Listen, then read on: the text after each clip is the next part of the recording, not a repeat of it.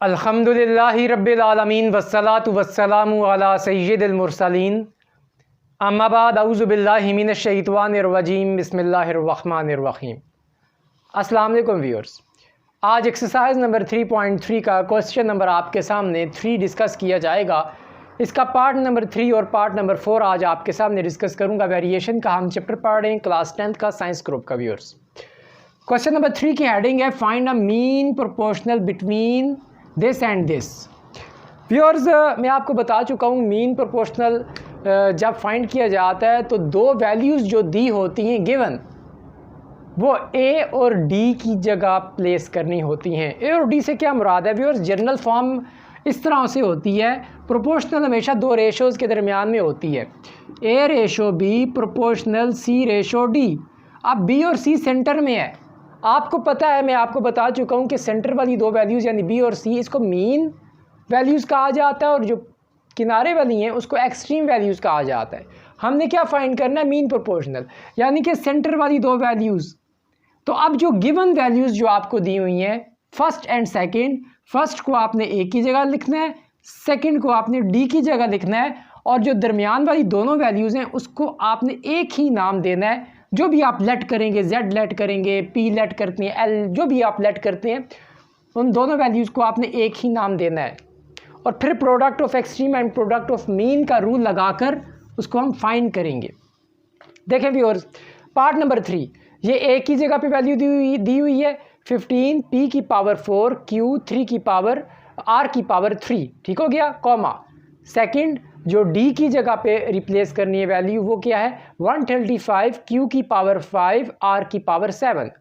Late solution, let Z be the mean proportional, then ये value हमने A की जगह लिखी, रेशो।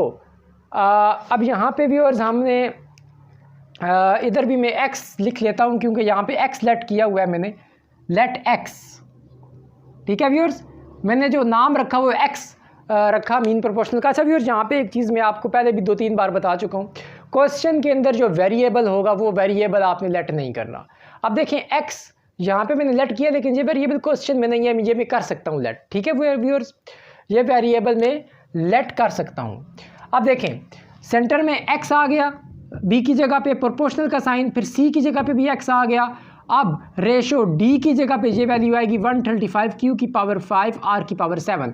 अब product of extremes is equal to product of means, ये रूल होता है, ये दोनों एक दूसरे के इक्वल होते हैं। अब प्रोडक्ट ऑफ एक्सट्रीम यानी कि एक किनारे वाली वैल्यू ये और ये, इसको मल्टीप्लाई किया जाएगा, ये देखें इन दोनों वैल्यूज़ को मल्टीप्लाई किया जाएगा। प्रोडक्ट ऑफ मीन्स यानी सेंटर वाली दो वैल्यूज़ को मल्टीप्लाई किया जाएगा, ये एक्स स्क्वायर हो जाएगा। 15 को 135 से जब मल्टीप्लाई किया जाएगा तो ये आएगा 2025। यहाँ पी की पावर 4 है, यहाँ पी नहीं है, ये ऐसे ही पी की पावर 4 आ जाएगा। यहाँ क्यू की पावर 1 है, यहाँ क्यू की पावर 5 है, ये क्यू की पावर 6 हो जाएगा। पावर्स ऐड हो जाती है मल्टीप्लिकेशन में, ये आपको पता है। यहाँ आर की पावर 10 हो जाएगा क्योंकि यहाँ 7 + 3 10। ओके व्यूअर्स, अब यहाँ पे 45 का स्क्वायर अगर किया जाए तो वो 2025 होता है, इस वजह से यहाँ पे मैंने 45 लिख दिया। P की पावर 2 लिखा, Q की पावर 3 लिखा, R की पावर 5 लिखा और होल स्क्वायर कर दिया, क्योंकि जब मैं स्क्वायर इस पर अप्लाई करूँगा दोबारा ये चीज़ बन जाएगी। 45 का स्क्वायर दोबारा ये बन जाएगा और P का स्क्वायर ऊपर पावर 2 दोबारा P की पावर 4 हो जाएगी, Q की पावर 3 है, 3 2 ज़ार दोबारा 6 हो जाएगी और 5 2 ज़ार दोबारा 10 हो जाएगी R की पावर। इस तरह मैं लिख सकता हूँ। अब taking square root on both sides, यहाँ भी मैंने स्क्वायर ले लिया, स्क्वायर रूट ले लिया, यहाँ भी स्क्वायर रूट ले लिया, ये दोनों आपस में स्क्वायर और अंडर रूट कट जाएंगे, ये भी कट जाएंगे, बाकी ये अंदर वाली वैल्यू बच जाएगी। आपको पता है कि जब भी अंडर रूट लिया जाता है तो प्लस माइनस में आंसर आता है, इस वजह से मैंने लिखा है ± 45 पी स्क्वायर क्यू की पावर 3 आर की power 5 is equal to X. So x is equal to, इसको सीधा करके लिख लिया, so x is equal to ± 45 P square Q की पावर 3 आर की पावर 5। ये हमारा व्यूअर्स आंसर आ गया मीन प्रोपोर्शनल जो हमने फाइंड करना था, x की वैल्यू हमारे पास आ गई है। आखिरी पार्ट इसका व्यूअर्स एक रह गया, चौथा पार्ट, वो भी देख लेते हैं।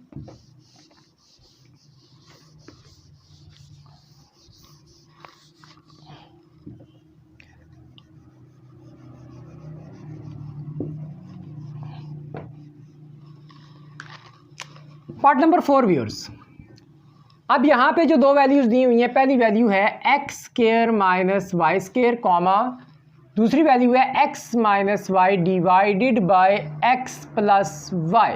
ओके व्यूअर्स, अब यहाँ पे पहले मैं लिखूँगा एक्स स्क्वायर।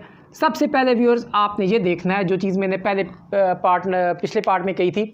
अब यहाँ पे x मौजूद है ना क्वेश्चन में, वेरिएबल x मौजूद है तो आपने x लेट नहीं करना, y मौजूद है ना y लेट नहीं करना, कोई ऐसा वेरिएबल लेट करना है जो क्वेश्चन में मौजूद ना हो। मैं z लेट कर लेता हूँ यहाँ पे। ओके व्यूअर्स, अब लिखें ये X square minus Y square, ये तो आ गया व्यूअर्स एक ही जगह पे।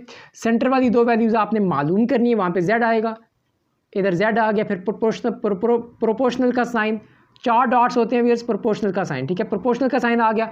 यहाँ पे दोबारा z आ जाएगा क्योंकि ये रूल है मीन प्रोपोर्शनल का, z दोबारा रिपीट होता है। अब आगे आखिरी वैल्यू की जगह ये आ जाएगा x minus Y divided by X plus Y. Okay viewers, अब ये प्रोडक्ट ऑफ एक्सट्रीम्स यानी किनारे वाली दो वैल्यूज़ को मल्टीप्लाई किया जाएगा, ये है और ये है। यहाँ पे मैं लिखूँगा X square minus Y square and X minus Y X plus Y, इसको मल्टीप्लाई किया जाएगा और z को मल्टीप्लाई किया जाएगा दरमियान वाली वैल्यूज़ को, इस जगह पे प्रोडक्ट ऑफ मीन्स। अब व्यूअर्स ये मैं फार्मूला खोलता हूँ, आपको पता है X square minus Y square का फार्मूला होता है एक्स प्लस वाई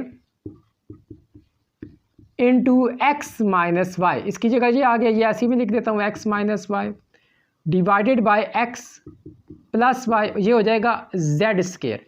ये एक्स प्लस वाई कैंसिल हो जाएगा, ये एक्स माइनस वाई और X minus Y whole square हो जाएगा, ये हो जाएगा जेड स्क्वायर। जिस तरीके से व्यूअर्स y को y से मल्टीप्लाई किया जाए y स्क्वायर हो जाता है, ठीक है, दो चीज़ें जब सेम होती हैं, अब ये दो चीज़ें सेम थी ना, होल स्क्वायर हो गया, ठीक हो गया व्यूअर्स। अब हम लेंगे taking square root on both sides, taking square root on both sides, ठीक हो गया व्यूअर्स। अब यहाँ पे हम दोनों साइड्स पे अंडर रूट ले लेते हैं, X minus Y whole square under root is equal to under root Z square, ठीक है व्यूअर्स। अब यहाँ पे जो हमारा आंसर आ जाएगा, ये आपको पता है स्क्वायर रूट और अंडर रूट कट जाता है, ये आ जाएगा एक्स माइनस वाई और यहाँ पे आ जाएगा जेड, ठीक है। अब ये प्लस माइनस में आएगा, so z is equal to plus minus X minus Y, यानी कि जब अंडर रूट लेते हैं तो प्लस माइनस दोनों में आंसर आता है। यानी कि हमारा फर्दर नेक्स्ट पार्ट भी हल हो चुका है। z हमने लेट किया था मीन प्रोपोर्शनल की जगह, z हमने मालूम कर लिया, क्या आंसर आया z का, z is equal to plus minus bracket में x माइनस वाई, ठीक है व्यूअर्स। उम्मीद है व्यूअर्स ये क्वेश्चन आपको समझ आ गया होगा। नेक्स्ट टाइम इंशाल्लाह किसी और टॉपिक या किसी और क्वेश्चन के साथ आएंगे। ये था व्यूअर्स मीन प्रोपोर्शनल फाइंड करने का तरीका। Thanks for watching of this video. खुदा हाफिज़।